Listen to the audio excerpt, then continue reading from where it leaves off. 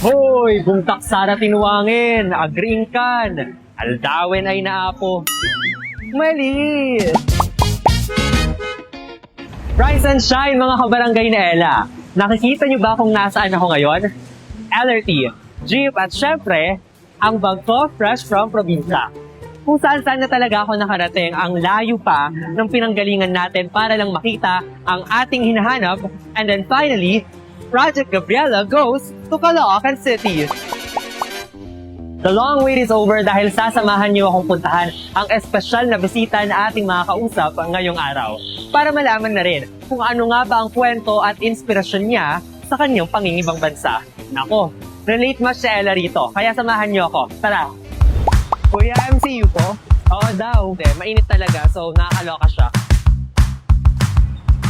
Alam nyo ba, speaking of OFW, talaga namang instant sikat kapag ganun, no?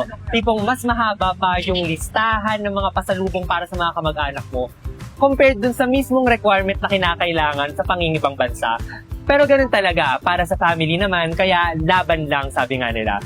Pero ngayon, excited na talaga akong ma-meet natin yung special guest dahil ilang minuto na lang makakarating na tayo sa pinaka-location natin. Kaya tara, samahan niyo lang kami. Ayun guys, so walking pa rin tayo at hinahanap pa rin natin yung coffee shop ni Miss Mish. Pero sabi nila, malapit-lapit na yun daw dito. Kaya excited na talaga akong makilala at makita si Miss Mish para alamin yung kwento niya bilang isang OFW. Pero alam mo yun, pasensya na rin kayo kung medyo haggard, pinapawisan na ako dito kasi galing pa ako ng probinsya, malayo pa kami. So, isa lang yung realization ko for today. Like, ganito pala sa Maynila. Maingay, magulo, mauso. Kaya tara na! Is that Coffeeology? Charas. Ayun na ata yung coffee shop nila, so tara tingnan na natin. And we are finally here sa Business Slush Meet Up Place with our special guest. Kaya hindi na natin ito patatagalin pa.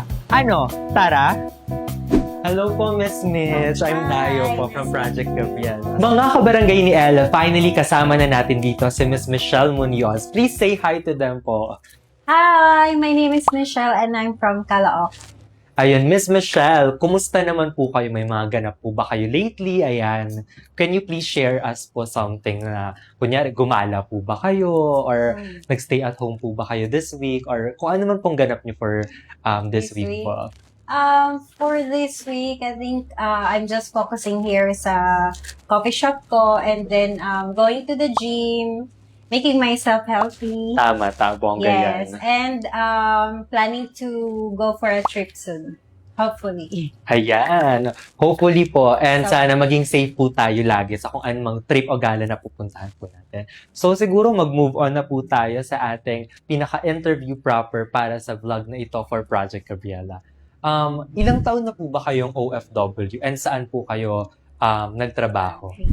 Right. Okay. I think I was an OFW for 15 years.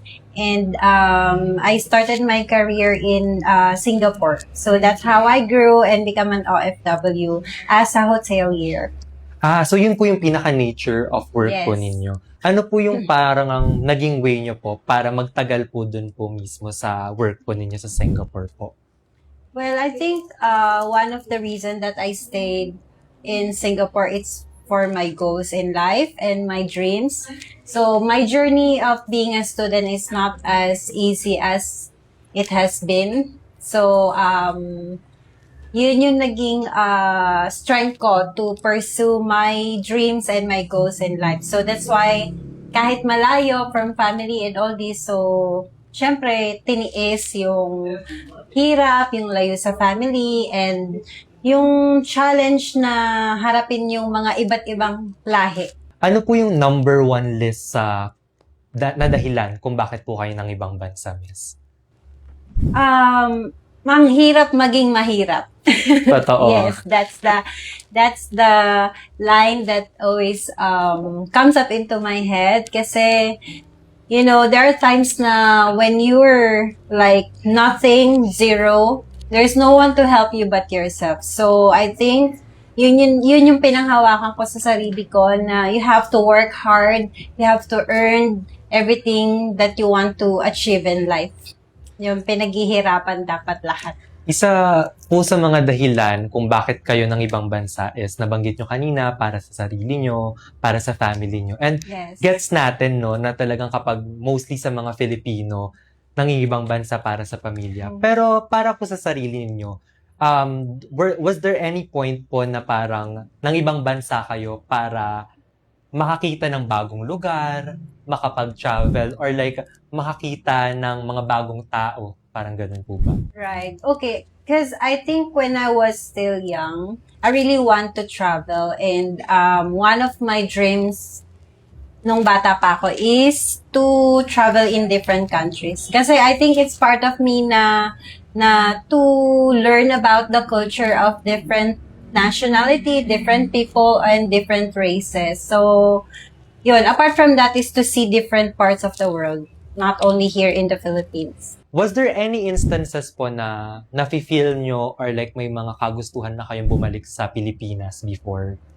Well, at first, I was really enjoying my life, my time, and my journey away from home. Kasi I think you found also people like as your family there. Not only hindi mo sila kamag-anak or family, but you found a family in them. Kasi hindi naman lahat ng iba't ibang bansa is may mga iba't ibang ugali din naman. So, there are people that are good and you treated them as your family. Parang family away from home.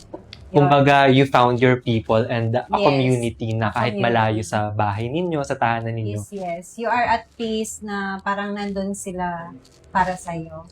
And now po na nakabalik na kayo dito sa Pilipinas, ano naman po yung parang turning point ninyo? Bakit kayo tumigil sa pagiging OFW? And ayun, nagsettle po dito sa Pilipinas. When you're like in a long time away from your homeland, parang you tend to find more challenges in life.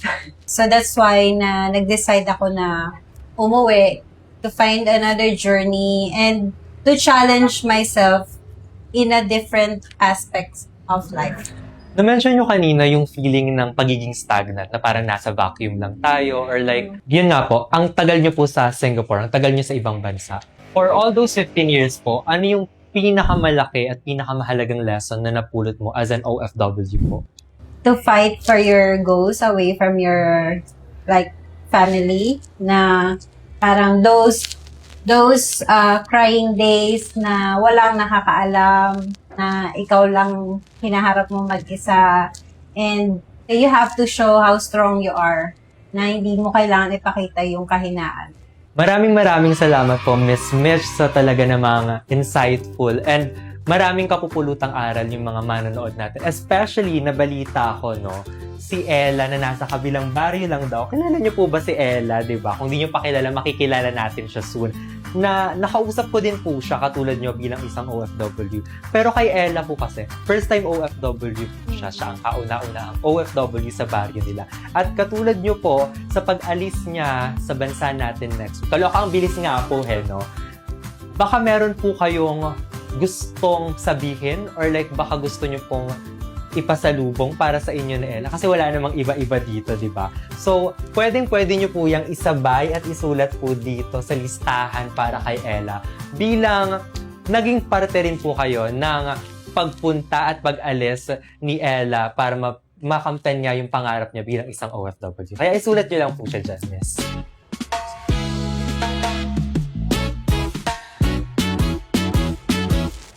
Ayan, maraming salamat po ulit, Miss Mitch, sa pagpapa-unlock sa amin dito sa Project Gabriela. At for sure, makakarating po itong listahan ng mga pasalubong nyo kay Ella. Kaya naman, hanggang sa muli, bye-bye!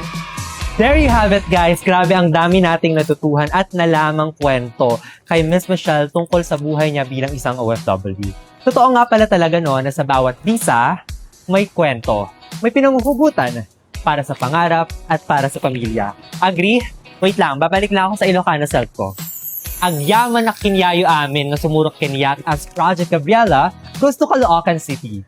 Muli ako po si Dayo na nagsasabing sa bawat biyahe ng ating buhay, lagi nating pakatatandaan na as we go along the way, everything will not be smooth. Pero gaya nga ni Ella, may anxiety man and worry, all you have to do and to know is to keep going. To stay updated sa mga biyahe at ganaps ni Ella soon, please make sure to follow our social media pages.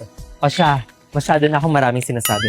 Kailangan ko nang bumalik sa baryo namin dahil palita ko, may pasabog at maganap daw si Kapitan doon. At syempre, hindi ko pwedeng ma-miss at hindi ako pwedeng mahuli ron. Sige na, eto na, aalis na talaga.